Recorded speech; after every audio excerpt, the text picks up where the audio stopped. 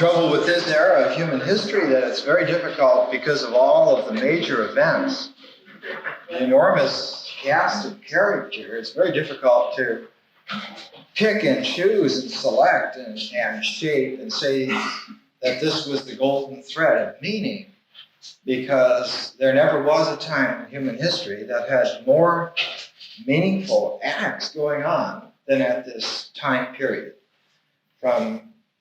It was almost like a countdown from 100 BC to 0 BC, and then on up as the years went, more and more the strain of enormous events took hold upon the population until about the time of the death of Tiberius, about 37 BC. It just seemed that the entire Roman world fell apart for a few years and was unable to continue. And it looks more and more like the tremendous strain of events narrowing down to the writing point of eternal manifestation around the turn of the millennium, absorbed all of the energy, all of the brilliance that could be mustered to manifest at that time. And then as time passed the millennium point and went on into the new era, it was as if this enormous gravitational drag, at first psychologically, on people of lesser capacities, and finally it caught up with those individuals in whose hands power and authority and learning were entrusted, until finally it just seemed to sap the drive, the life forces, the sanity even of individuals. And by 40 AD, there is a sudden drop in the capacities of human beings to make sense of the world. And this not in a time of civil wars or international wars, but in a time of universal peace. And it looks like, to us in retrospect, that some colossal event had transpired, had manifested, and had simply used up all of the imaginative and spiritual energy of the time. And for maybe a generation after 40 AD, the known world, the Roman world, lay fallow, and we have a succession of terrible people arriving on the scene to do what they can ineptly to just blunder through. And that it's not until towards the end of the first century AD that we find again the reemergence of human beings of capacity. And so from the time of Augustus and his carefully prepared ways, which allowed Tiberius to go through his life, even though he fell apart at the end of his life in 37 BC. And every succeeding Roman emperor after him had problems and troubles, and many of them were just plain crazy. It wasn't until the time of Trajan, near the end of the first century, that there was any collecting and resemblance of order which had been established by Augustus. So it's a very odd situation indeed. And I think maybe one of the telling tacks on the age is to start in Alexandria and to start with the Jewish mind, because this affords us a real insight into the Roman world.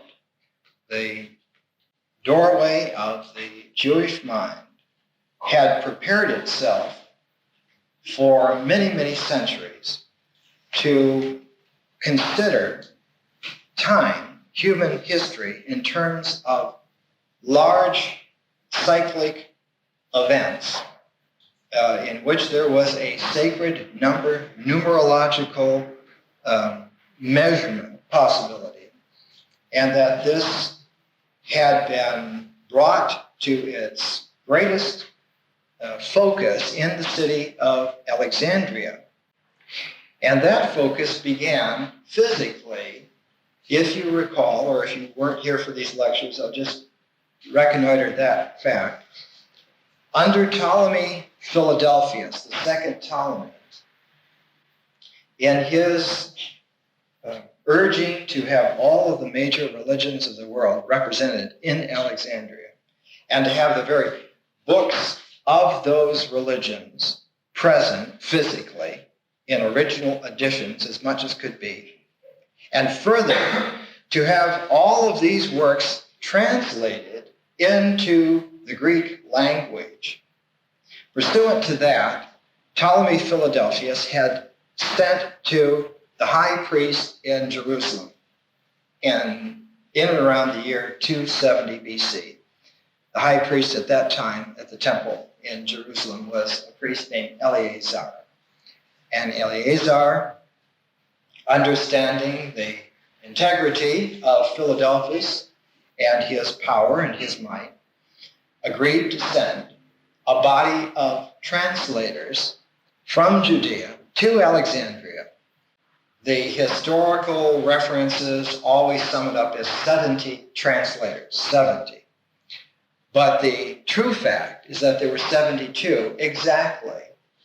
And there were 72 because there were 12 tribes to be represented. And each tribe had 6 translators, making 72. And Mr. Hall informed me last night in a conversation that also 72 is a sacred number. It's 1/5 of a circle. And it is 1/2 of the 144, which is a sacred number, 12 times 12.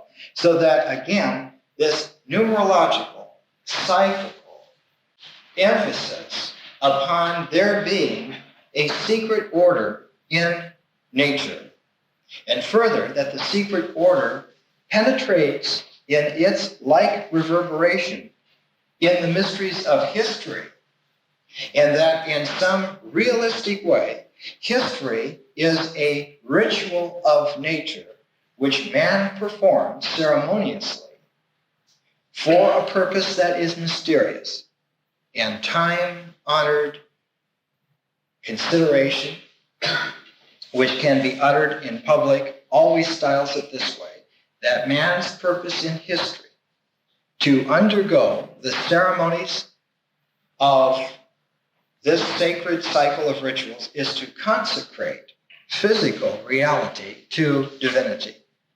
That man is not to impose his egotistical order upon history or upon nature, but rather to divine the order in nature and working its way out through history so that in his comprehension of what is right, he may set his life and the world right, bring it together, tie the bow, and say, we have done it, here it is.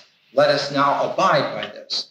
And the classic example of this kind of an individual is Moses, the lawgiver, the man who does not make up the laws, but who delivers them intact in their order from 1 to 10 in the case of the Decalogue, and in the case of Genesis, the various covenants in their orders. And pursuant to this, the understanding of the Old Testament, especially the Pentateuch, the books ascribed to Moses, and most certainly, I think, written by him, especially Genesis and the first section of Exodus, certainly his traditional authorship. These words, this understanding, this mentality, and this aspiration for order were translated into the Greek language around 270 to 260 BC. And that Bible is known as the Septuagint. Septuagint version of the Bible. This was the first time that the ancient Hebrew scriptures were translated into another language. And it was Greek, and it was in Alexandria, and it was at a time when this was received in all due respect by all the Alexandrians, but especially by a large and growing Jewish quarter of Alexandria.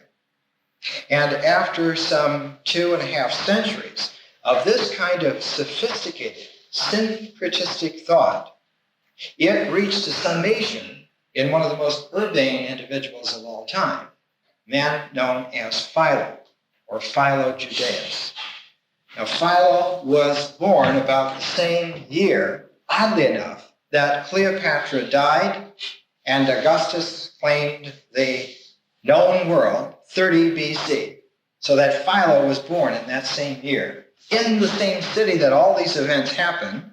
Remember, Cleopatra and Mark Antony and Augustus had this showdown, this triumvirate of these three powerful individuals came to a crux in Alexandria in 30 BC, and it was there at that point in time and space that Philo was born. This was an enormous advantage for him because all through his life he lived to be quite aged.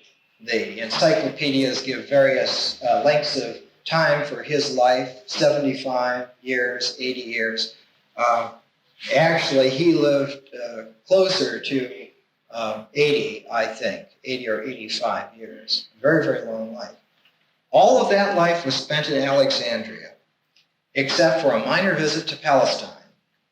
And near the end of his life, he was sent by the Jewish community of Alexandria on behalf of Jews everywhere to Rome to protest specifically to the Emperor Caligula, who had gone completely crazy, the persecution of a people for their religious views, especially in view of the fact that Romans had become educated by this Hellenistic Greek culture, of which a large part of it had been Jewish for now 300 years.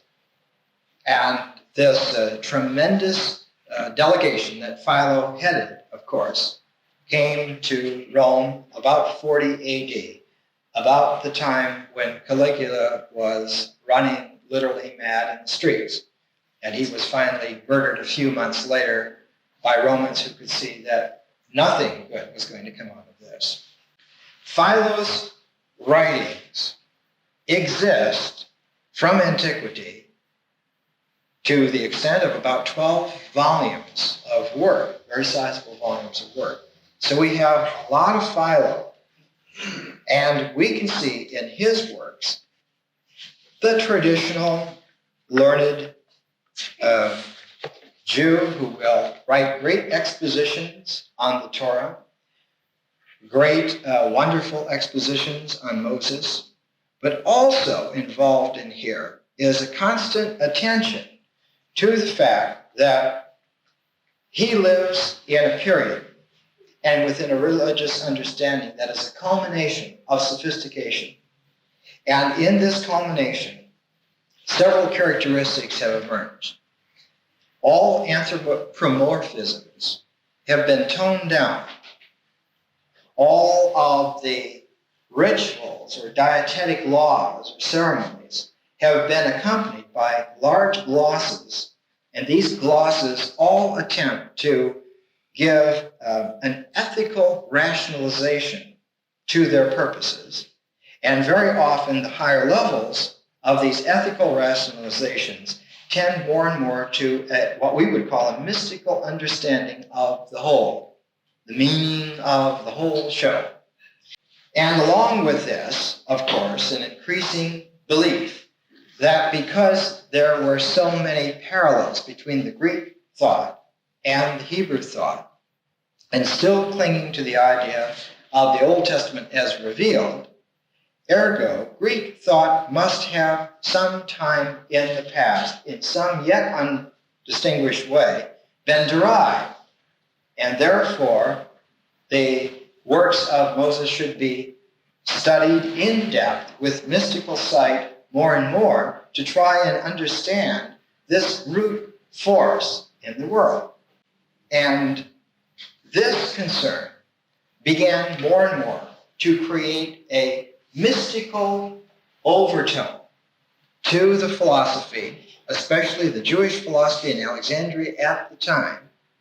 And the core of this increasing mystical philosophy, which became so influential that we will probably have to offer a course on it, the conception came out that God must be a transcendent being. And if God is a transcendent being, if the mystical, occult meaning of it is in fact the case, then there must be intermediaries between God and man, and that those intermediaries must have a symbolic hierarchical arrangement, and that the key communicative logic between them is what Philo called the logos. The logos. So that when John, the Gospel of John, is writing in the 1st century AD, and he uses the term logos, he's using a term which had been refined and put into motion by Philo in Alexandria, just a generation before he was writing. So that this doctrine of the logos, and of God as a transcendent being, coming from Philo's work, and as it came out very naturally, permeated the philosophy of the time to the extent that it literally held sway as one of the major religious and philosophic ideas of the age, and in fact was not really formally rejected in the Jewish tradition until the Middle Ages. So that Philo is of enormous importance, and one can pore through his works patiently and find many, many wondrous things. And of course, we have to realize that just the century or so after Philo, after that level of consideration, we begin finding in Alexandria the kinds of incredible religious geniuses like Clement of Alexandria, like Origen, like Plotinus. All of them come from the same area of the same city, all within a very short period of time. I don't have time to go completely into Philo, so I'll begin to leave off there, but I do want to leave off in this mode, in this way. From his treatise on the account of the creation of the world as given by Moses, Philo offers, in the very first part of the treatise, an understanding of history in terms of occult numerology. And I want to give just the seed of that, and then how it gets blown up in some meaningful ways, and then go into Augustus. On the creation of the world by Philo. And he writes, and I'm just excerpting out here 2 little paragraphs. He's writing about Moses and his understanding. And he's saying, accordingly, no one, whether poet or historian, could ever give expression in an adequate manner to the beauty of his ideas respecting the creation of the world. In other words, language is paltry to express the exquisite meaningfulness which we can somehow understand. For they surpass all the power of language and amaze our hearing, being too great and venerable to be adapted to the senses of any created being. That, however, and this is typically Alexandrian, that fact, however, is not a reason for our yielding to indolence on the subject, but rather from our affection for the deity, we ought to endeavor to exert ourselves, even beyond our powers in describing them. In other words, we should not be discouraged from making an attempt, but by all means, we should make the attempt with an even superhuman effort. And we should therefore attempt to refine our language as much as possible. And therefore, we should take language which removes itself from a naive view of history and nature and man, where a word stands for a single referent.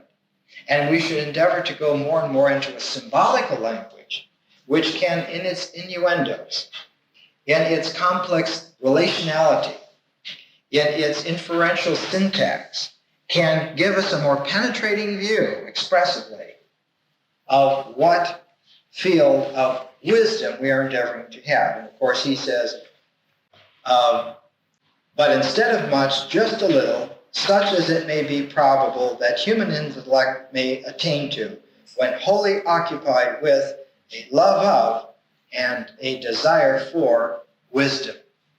Sophia. We must love Sophia, philosophy, philosophia. We must also desire wisdom. Desire as having implanted in ourselves the desire to know. We would like to know. We would like to find out, and pursuant to that, we're willing to dedicate ourselves. And how? Dedicate ourselves in love of wisdom, so that the wisdom literature of the Old Testament, especially that great triad of the book of Job, the book known as Ecclesiasticus, or Ben Sira in the Jewish tradition, and the Wisdom of Solomon form a triadic wisdom tradition literature, which was current in Philo's Alexandria. All right, we should try. What about this language? How do we begin? Where do we develop it?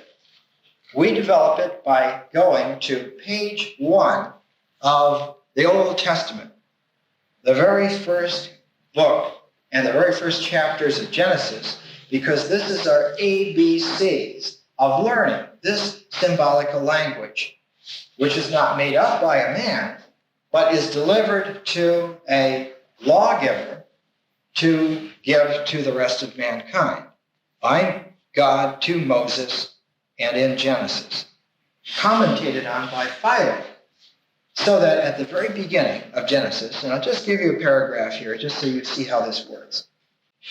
And he says that the world was made in 6 days, not because the Creator stood in need of a length of time, for it is natural that God should do everything at once, not merely by uttering a command, but by even thinking of it. He didn't even need to utter. He needed no time, except that there was an akar, purpose, in 6 days. But because the things created required arrangement, they had to have arrangement. And number is akin to arrangement. This is a Pythagorean, Hellenistic idea, writ full now in Philo's syncretistic great genius. But because the things required arrangement, and number is akin to arrangement, and of all numbers, 6 is, by the laws of nature, the most productive. For of all the numbers, from the unit 1 upwards, it is the first, perfect 1, being made equal to its parts. 3, 2, and 1 are 6. Being made equal to its parts, and being made complete by them, the number 3 being half of it, so that it is balanced, and the number 2, a third of it, and the unit, a sixth of it, and so to say it is formed so as to be both male and female, and is made up of the power of both natures. For in existing things, the odd number is the male, and the even number is the female.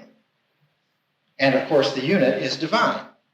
So that 6 is a mystical summation and statement. We can go on, obviously, with Philo, and there are many volumes here at PRS on Philo.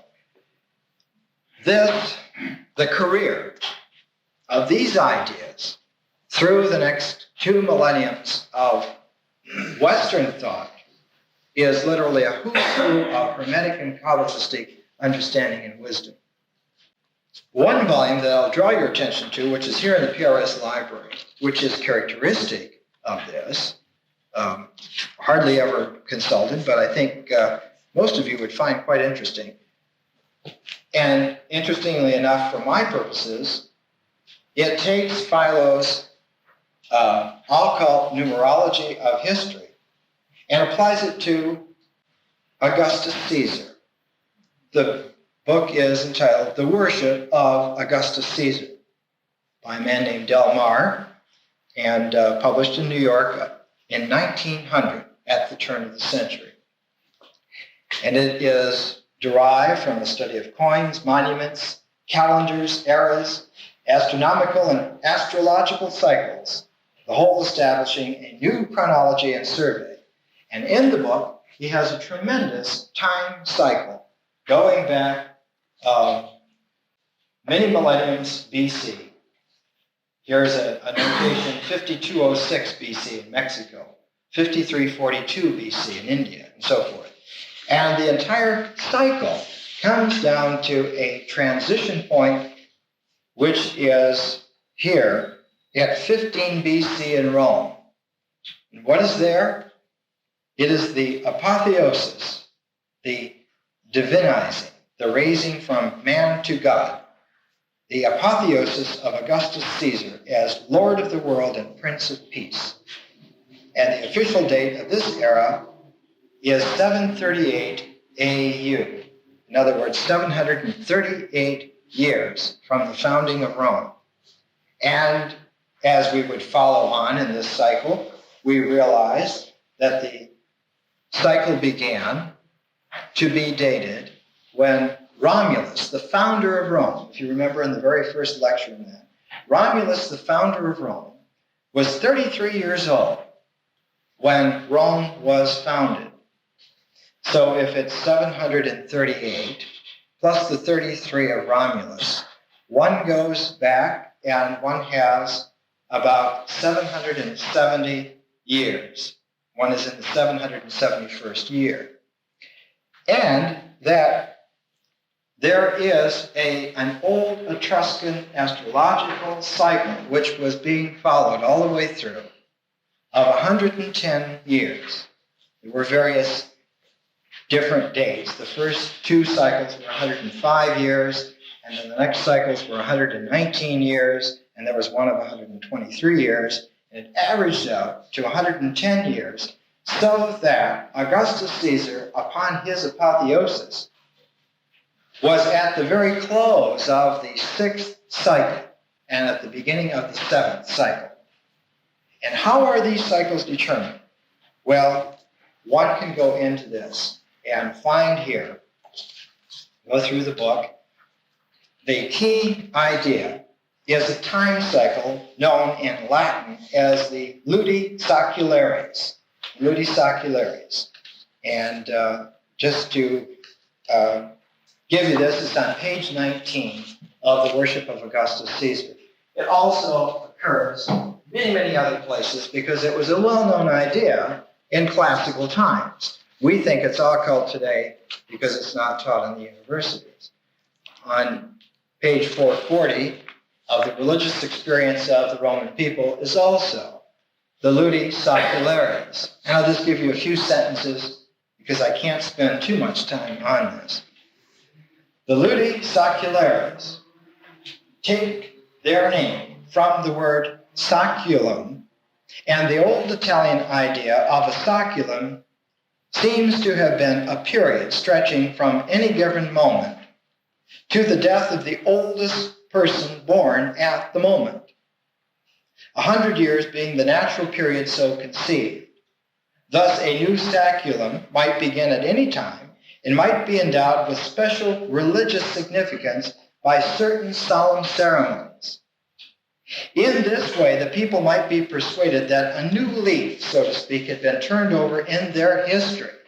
And not only in their history, but in their retrospective understanding of what had gone before and the projection of what was to take place from here on out.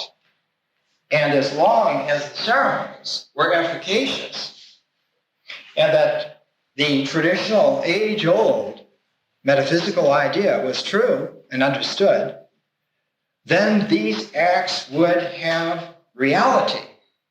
And that person who was administering those acts, even if it was in an unknown way, unbeknownst to the world at large, it would still have its efficacy and carry through.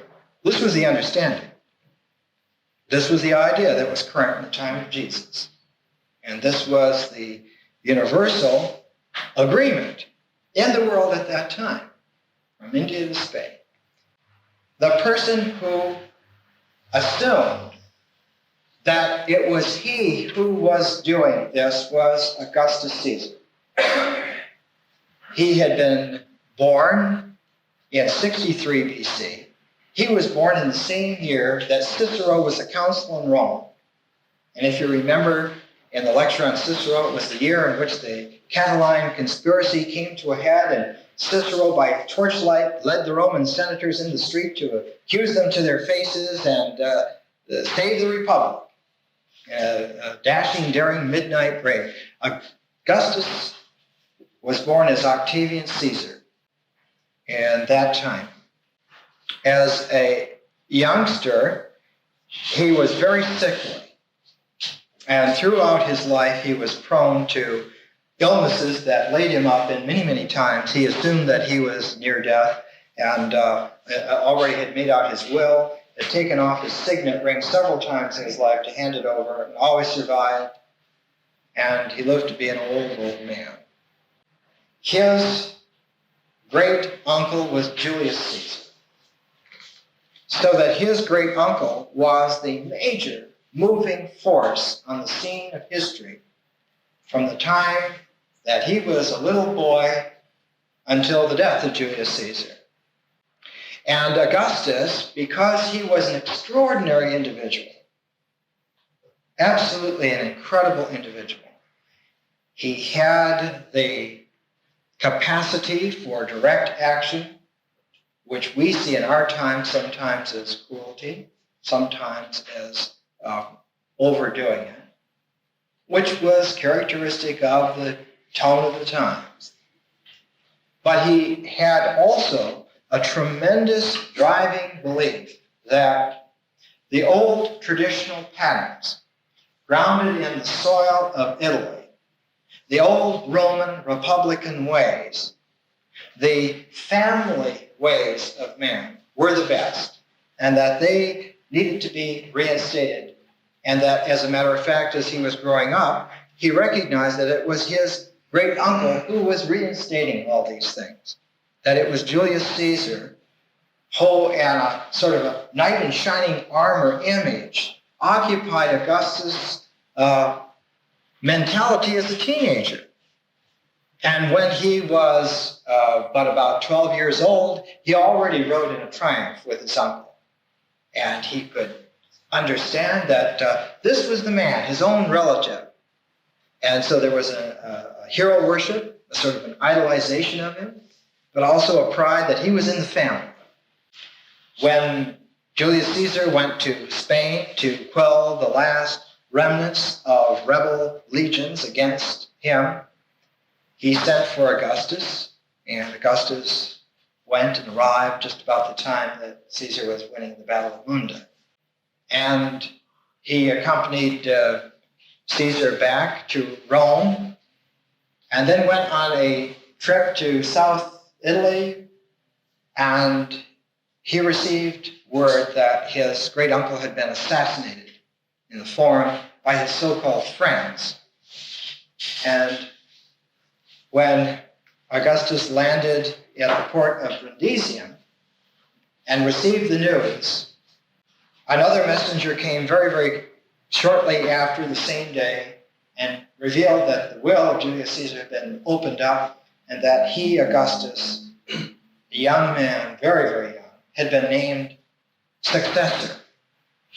And it hit him like a ton of bricks. I guess it was the sort of thing that Harry Truman said that on the day that he heard that FDR was dead, that there wasn't anybody he could go to because he was the one that you went to. So Augustus found himself suddenly, as a very young man, thrust into this situation. How old was he? He was still a teenager. He was overcome by remorse on the family level of the death of this hero of his. But he was more shocked and horrified that the expectation of the millennium through his great uncle had been dashed and smashed. And so he set himself by sacred vows that he would not only avenge Julius Caesar, but that he would bring the entire work to some culmination, God help him. And he endeavored, and it took him 16 years, and he did every bit of it. He managed as a teenager to align himself with various individuals, especially Mark Antony. He always had a series of great companions by him, a man his own age named Agrippa, Marcus Agrippa, who was one of the great generals of the time.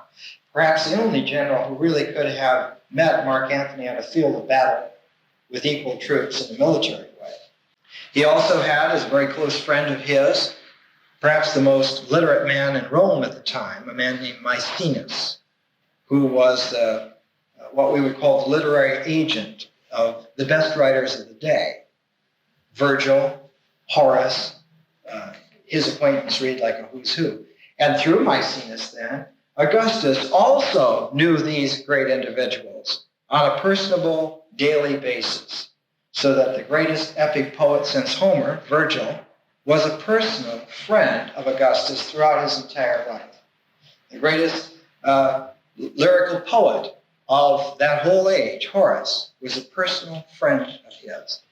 So that when we look at the works of these literary giants, we find allusions to Augustus everywhere in terms of him being the culminator, the true Son of God who had brought history to its conclusion and fullness.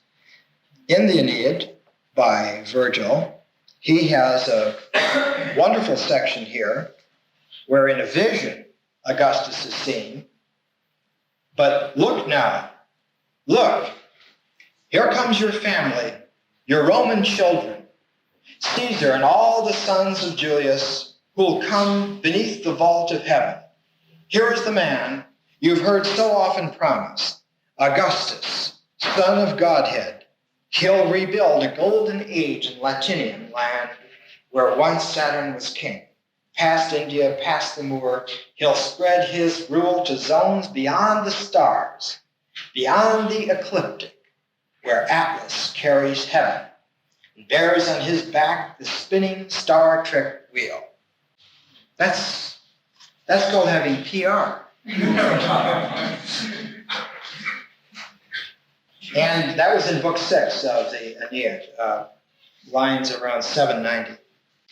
In book 7 of the Aeneid, Virgil includes in here a wonderful description. I won't read it because I don't have time, but it's around line 600 in book 7. And what it amounted to was Virgil describing an event which happened in his time by Augustus, but also putting it in a visionary foresight by Aeneas, who was the founder of Rome even before Romulus. So he's linking up Augustus not only with Romulus, going back to Aeneas, going back to the Trojan war heroes, so that Augustus in some way is not just another Alexander the Great carrying Homer's Iliad, but he is in fact akin to those giants who lived in that time and the true inheritor of them. And the episode in the 7th book of the Aeneid that he refers to is the closing of the Janus Gate. And in the Forum Romanum was a temple of Janus, which consisted largely of 2 parallel enormous doors and some space in between them.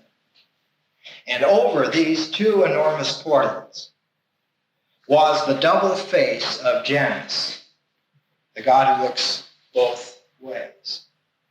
And it was through those gates and in this enormous courtyard setting that all armies going out from Rome to fight had to pass. And as long as those doors were open, Rome was officially at war. That is, officially in the sense that it was a righteous declaration under the laws of heaven and the understanding of divine laws that Rome was at war in a justified way. And when Rome was at peace, the doors were to be closed. Well, the doors were closed once by one of the great Etruscan kings of Rome, Tarquinius. They were closed the second time by Scipio Aemilianus after the sack of Carthage. And those were the only two times in 750 years of Roman history they had been closed. And so Augustus closed them in 29 BC. And when he closed them, as Virgil says, there were 100 rods of steel and bronze that had to go into place. It was a big thing of closing the Janus gates. And he closed them in 29 BC, and then there were uprisings, and they had to be opened. And he closed them again a few years later, and there were uprisings. And finally, in 15 BC, through just enormous acumen and willpower, Augustus closed them for the third time within just a space of a few years. And they remained closed for quite some time. And he felt that in this action, he was demonstrating to the world at large that the world was at peace, that Rome had conquered all and it was at peace. As a complement to the closing of the Janus gates, he constructed one of the great artistic and religious monuments of all time, a building which ranks with the Parthenon in meaningfulness and in excellence. And oddly enough, it's almost unknown. It's just because we live in dark ages. We think we're in a sophisticated time, but culturally, these are really Neolithic times. The Ara Pacis Augusta. This monument was constructed to be like the Parthenon, a focus architecturally and symbolically of the great Pax Romana. It was to be the symbol of the Pax Romana, just as the Parthenon, a symbol of the Periclean bringing together of wisdom and power and rightfulness in the state in the Athens of its day. So to this wonderful monument by Augustus. And the friezes on the outside of this monument were to declare the wonderful achievement of world peace under the rightful ruler. And we have to understand that it wasn't in the sense of Augustus crowning himself with enormous crowns and Hollywood-type splendor. Not so, in fact, because the friezes of the Ars Pacis Augusti, oddly enough, have all survived intact. Not in the place, not in the site, in various museums around the world. But I learned just recently that under one of the palazzos, the Palazzo Ottobonifiano in Rome, one can still go under the palazzo and through a tunnel and see some of the original friezes still in their position and intact. And in fact, the altar of this great shrine of the Pax Romana is still in place. No one's ever told me that it was still there, but apparently it is. What were these friezes? It was, and we know for certain exactly what it meant because Augustus wrote a wonderful short book, the Res Gestae, Res Gestae Divi Augusti, it is in Latin. A book describing paragraph by paragraph, section by section, exactly what he was doing, because he was no man of innuendo. When Augustus did something, it was all up front and completely exposed and definite. On the two sides, there were large friezes. On one, there was a representation of the Senate of Rome, and taking about 2/3 of the length of the wall. And the last third was taken up by the people of Rome, including a lot of children in among their parents. so that you had on one side of the frieze the expression of SPQR, Senatus Populesque Romanum, the Senate and the people of Rome. And parallel to that, on the other side, running along, was the great family scene headed by Augustus himself. And then as it spread out, one had the various priests of the Roman religion, because Augustus was the head of the Roman religion, the Pontifex Maximus. And you had all of the priests of that, then you had the imperial family, and all the way through this grandeur, interspersed among all these grand, dignified, universally important images, were children. And tugging on Augustus' garment was a little cherub-type figure, which then reappears again and again in Italian art ever afterwards, and rediscovered by the Renaissance. And so these fat, chubby cupids surface in the same period in which we have Michelangelo, Leonardo later on. This was all started, initiated in world art, the child as the key for the family future history, in this monument, the Ars Pacem Augusta.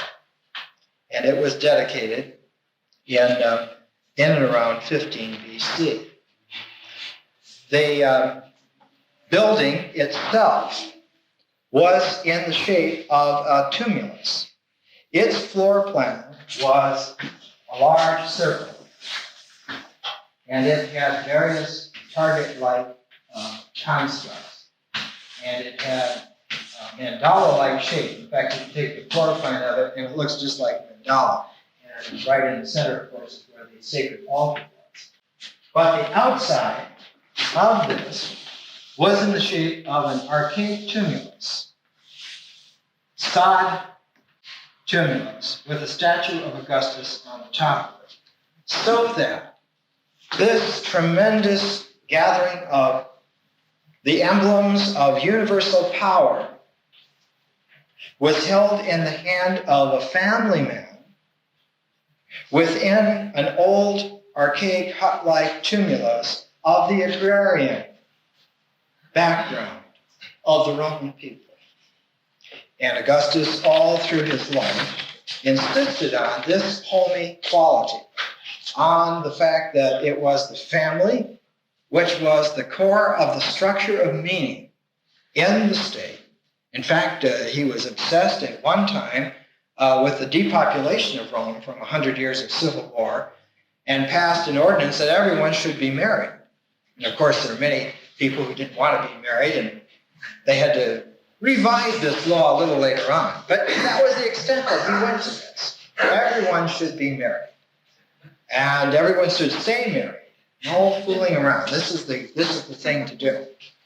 And of course, one wonders about Augustus himself. Well, the fact is, Augustus grew up in the age where people were trying to make liaisons through marriages. As a youngster, he was technically married to the young daughter of Mark Antony, but the marriage was never consummated. He argued with the mother, the wife of Mark Antony at the time, and it was never come through. He married a woman named Scribonia, who had had two previous husbands who were consuls and couldn't stand her, and within a year was divorced because of her nagging ways. And then fell in love with another man's wife, and finally married her when she was pregnant with the man's last son, and lived with her the rest of his life, and was devoted to her. Her name was Livia, and they were married for many, many, many, many years. And he, at the end of his life, when he realized that he had no children by Livia, he never divorced her, never put her off, always honored her and loved her throughout her entire life. They were married for a very long time, 40, 50 years. He adopted her children by her previous marriage as his successors, and one of those was Tiberius Julius Caesar, who was an adopted son of Augustus. So an extraordinary individual, but associated with the Ara Pacis Augusta is its placement in the center of Rome, the ritual center of Rome. And you have to understand now this Philonic obsession with doing things right so that the ceremonies are efficacious, that they are solemn and truthful, so that an error can be brought to bear the stamp of finality. Not that history ends there, but that all of the sense of the past is made manifest and the future is guaranteed by the very efficacy of the time and the excellence and exactness of the act then and there. So associated with the Ara Pacis Augusta was its placement vis-a-vis to the temple of the Vestal Virgins, which, if you recall, also was a round building, not the only other round building in Rome. There was a building built later on called the Pantheon, enormous construct, which was circular too. But at this time, the Vestal Temple, and I guess you know that Vesta is the Roman hearth goddess. She's the very epitome of the home spirits. You know, in Shakespeare's Midsummer Night's Eve, at the end, where this great fireplace is burning, and all the little woodland fairies are righting the world, and all the marriages have taken place, and everything's at home. This is Shakespeare's understanding that all of this action is brought before the hearth with its dying embers, because that was the time-honored symbol of rightness in the world. How so? That the world is in order if a person's hearth is secure enough that the embers can burn down quietly and one can sleep through the night. That was the symbol of peace and rightness. So that Vesta was the Roman hearth goddess.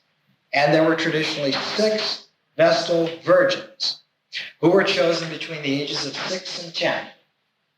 There were about 20 that were offered up. And then the Pontifex Maximus chose from those 20 6 young girls who would serve for about 30 years. They could not marry.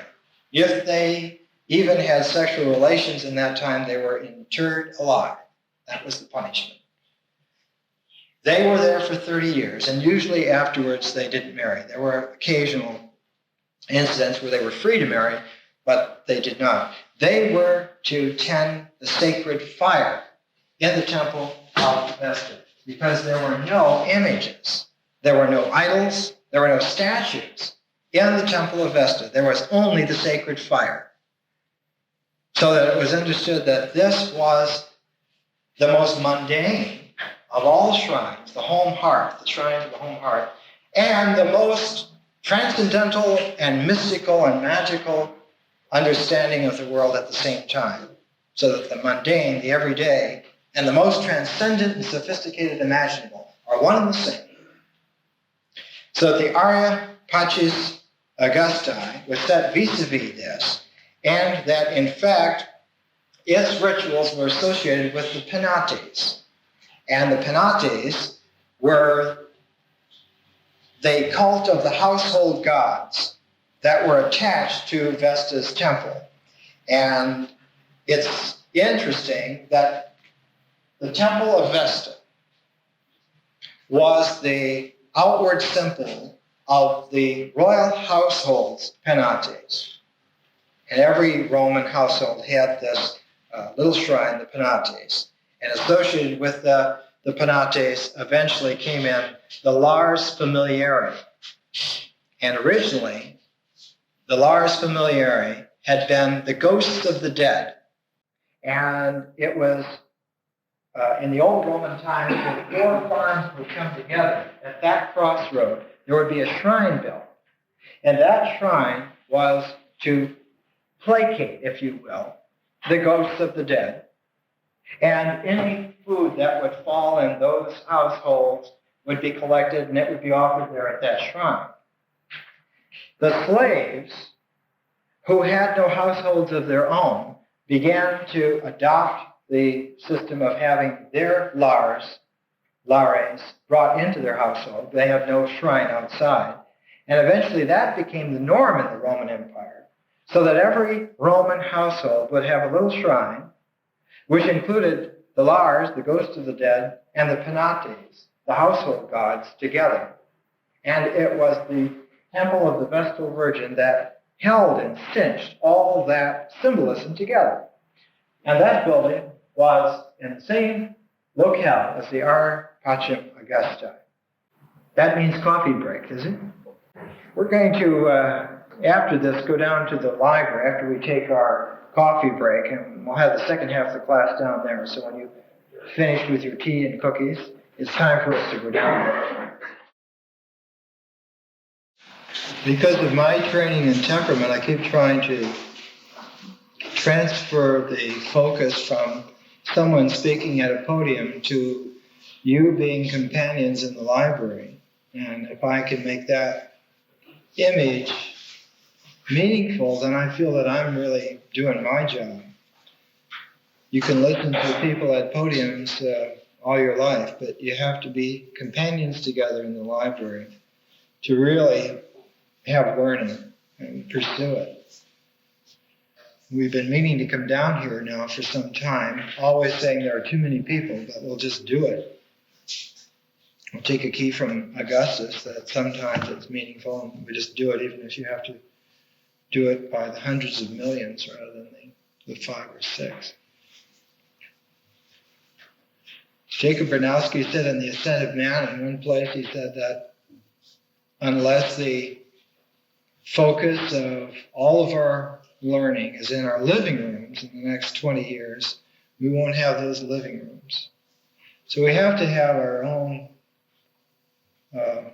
household gods, and I guess those are the books and concerns and the companions that we have. Those are the elements that we trust in our time, and they're good, they'll hold. So we're down here in this circumstance because of that characteristic of mine, and also I like hearing from other individuals and you hearing from other individuals. I used to, in the years when I was doing university teaching, I would go to great trouble to have student work reprinted verbatim with no editorial changes whatsoever, in great huge pamphlets of material, just so the individual participating in some educational experience could see in a survey what everybody else was doing, in fact. Because oftentimes if you try and conceive of yourself vis-a-vis somebody who's been doing this for 20 or 25 years, you tend to take a silent position of queuing up before the so-called, quote, expert. But if one begins to temper that by exposure to an array of individuals much like yourself, you begin to get the confidence that, in fact, you're doing all right and are very capable. And the encouragement of intelligence in our time has to be to shy away from the categorical filing of information retrievable only by experts to the belief that the individual with a few companions can start from scratch and discover it all on their own. We just simply have to have that courage of character and that exactness of consciousness. There's no real mysticism that we need. We've got plenty of that built in by now. We're the inheritors to a lot of sophistication in those ways. But we do need to have just that basic encouragement, and of the kind really that Augustus would have and did give in his time, that we have to believe that we ourselves can find out individually and together, and don't have to wait for the experts to dole it out. or to master arcane categorizing techniques in order to understand it. We can begin from scratch and work into the unknown and come up with meaning all by ourselves. There is no life of Augustus in Plutarch. The standard surviving life is in Suetonius. And I have about 6 paragraphs out of Suetonius just to give you an insight into the character of Augustus. He was an odd character and a real major world figure. And so I would like to give you about 6 paragraphs from Suetonius. And I'll give you the number. Each paragraph in Suetonius is numbered. So you can go back for yourself and work it in. You can get this cassette, and with your own reading and piecing together, you can see that I've just skimmed the surface shape, just traced the barest shadow outline of, as I said, perhaps the most major time period in at least Western history.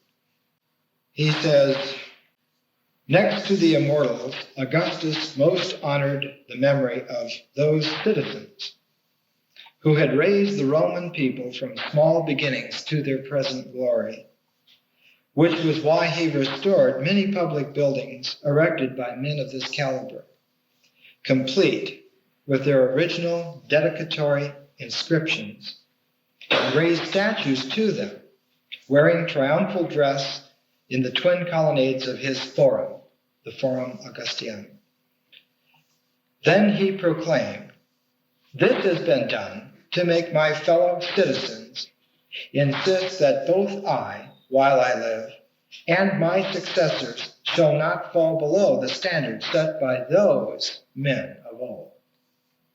In other words, the achievement of individuals through the Republic,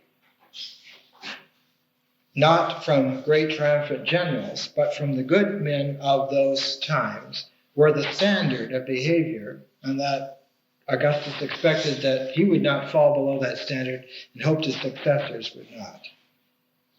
He also transferred Pompey's statue from the hall in which Julius Caesar had been assassinated to a marble arch facing the main entrance of the theater, the Great Theater.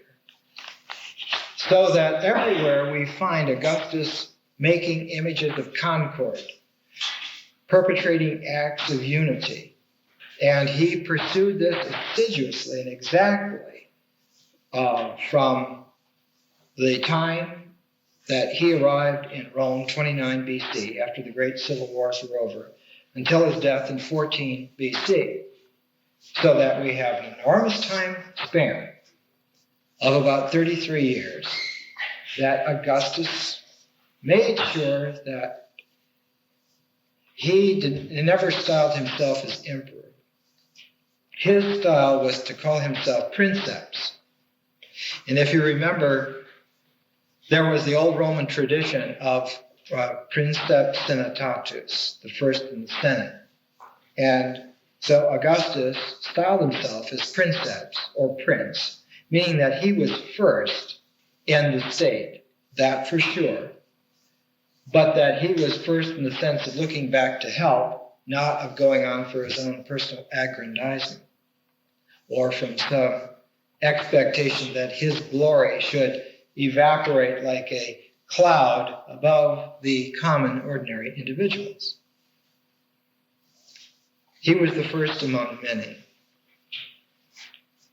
He was also, incidentally, a gambler. He loved to gamble. At dinner time, usually. It was an occupation. You have to have something. He was great about giving games. And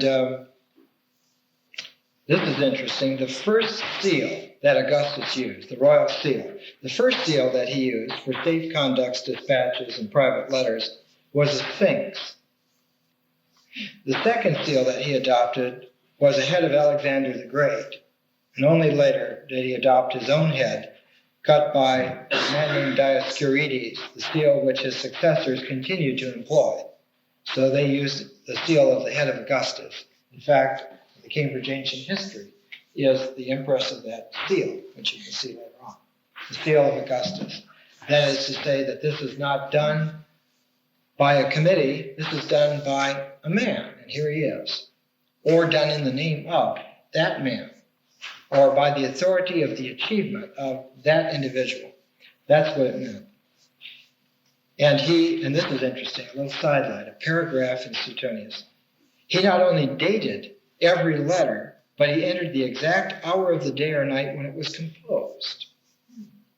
Exacting mind. Once he got it going and got it set up, he was like a waterfall. His dedication was just torrential. Every little aspect was attended to.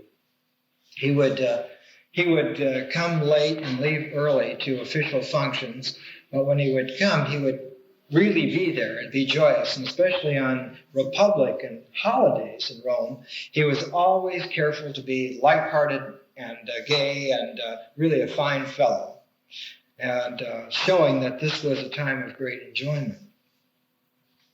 He says, Suetonius writes here that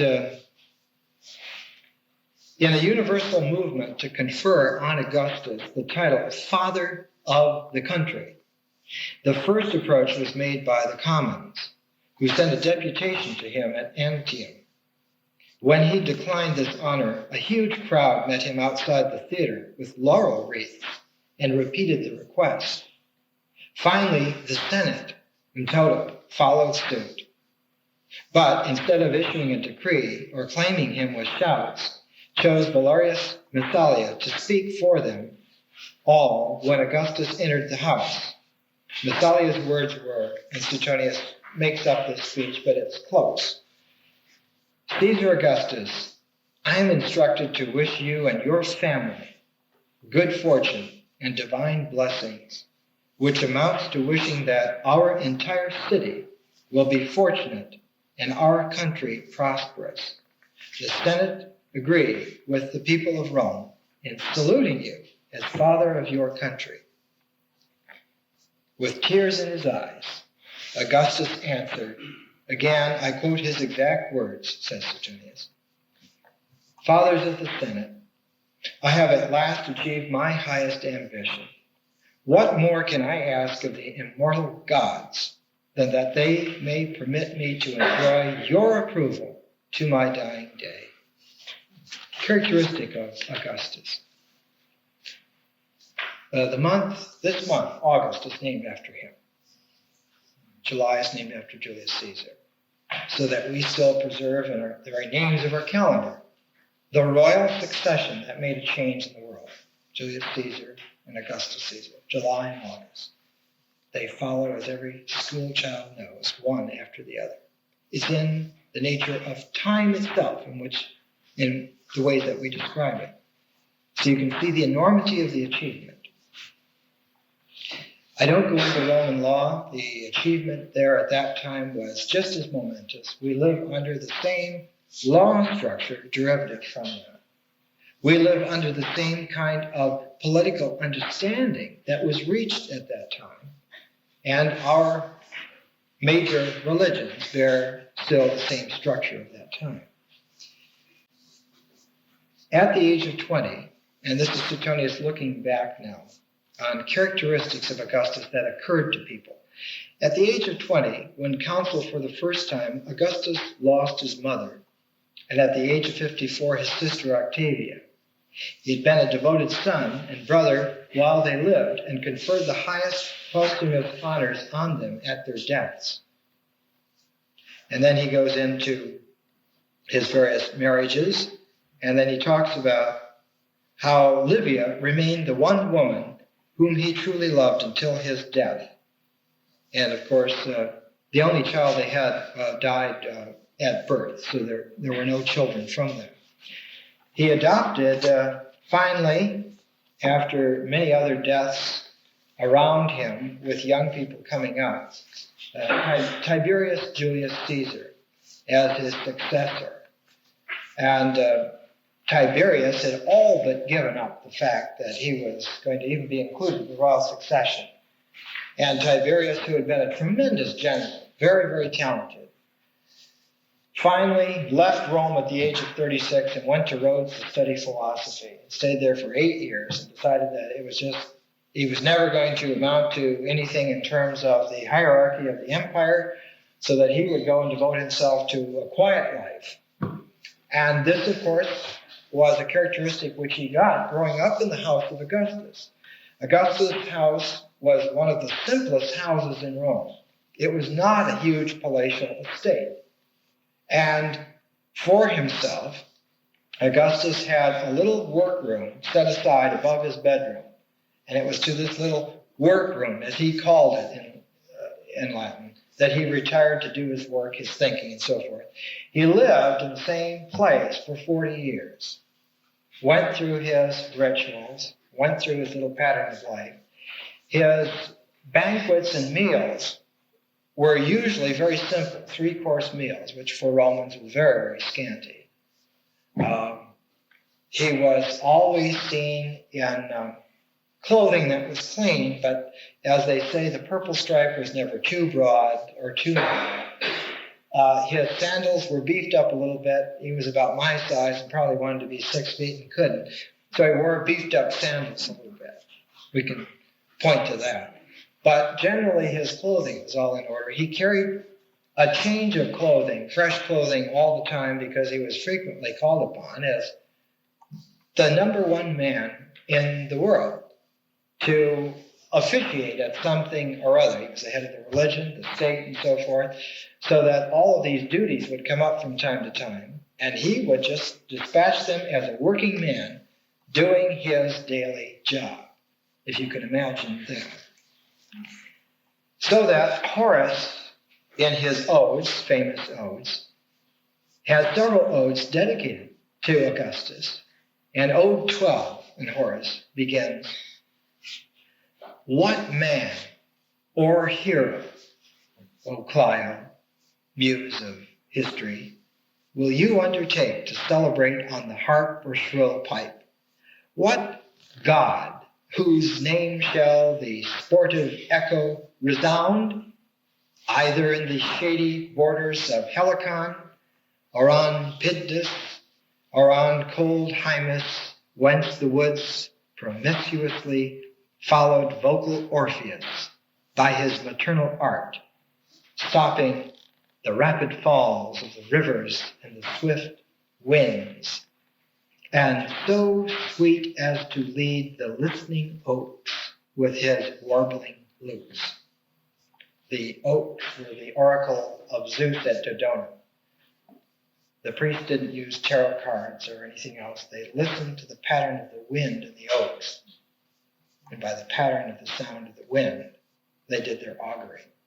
These were days when people were quite sophisticated, and au naturel, as the French would say, to an nth degree. And so sweet as to lead the listening oaks with his warbling lutes. What shall I say sooner than the wonted praises of the parent of all? Augustus, the father of all, the parent of all, who governs the affairs of men and gods, who rules the sea and lands and world in the varied seasons, whence nothing is generated greater than himself, nor does anything live like him, or in a second degree. Yet Pallas possessed the next honors to him. And he goes on and greets finally, skip over the rest of it just to the end. "And he contented shall govern the spacious globe. Thou shalt shake Olympus with thy tremendous chariot, and thou shalt throw thy vengeful thunderbolts at our polluted groves." So this great ode by Horace to Augustus, and you could see from the quotations from Virgil's Aeneid. And I think we have Virgil next time. And it's interesting that Virgil, who was born about 7 years before Augustus in northern Italy, near Mantua, Virgil, who was a tremendous individual interested in farming and poetry, and after the great division of the proscriptions in 43 AD, when the Second Triumvirate sort of divvied up Italy to their troops and made the prescriptions of who was supposed to die, and all the opposition leaders, numbering several thousand prominent people in Italy, were to die, and Virgil's home property was confiscated, he moved south to Naples, Italy, and lived the rest of his life and is buried in Naples, Italy. But it was when Augustus came back from the Alexandrian Wars in Egypt, having finished the whole civil war complication in 29 BC, instead of going on to Rome right away to have his triumph, he rested on the coast near the Gulf there around Sorrento. And Virgil came down and recited for him his Georgics, which had just been polished and written at the time.